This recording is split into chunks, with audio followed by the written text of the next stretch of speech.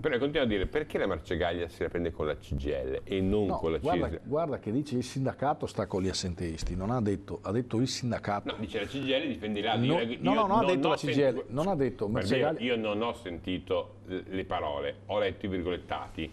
Tant'è che, ripeto, c'è la reazione da Camusso, non c'è quella di Angeletti, non c'è quella di Bonanni. Quella di Bonanni c'è, perché Bonanni ha detto se ha le prove e sa di cosa parla lo dica, perché dire queste cose così fa solo confusione. Io però vorrei non star qui a rispondere a queste provocazioni che la Marcegaglia fa, perché gli industriali hanno un compito in quanto industriali, dire cosa possono fare in modo diverso nel sistema economico. Allora, lui se vuole assumere 20 persone le può assumere, se vuole licenziare deve licenziare perché è una giusta causa.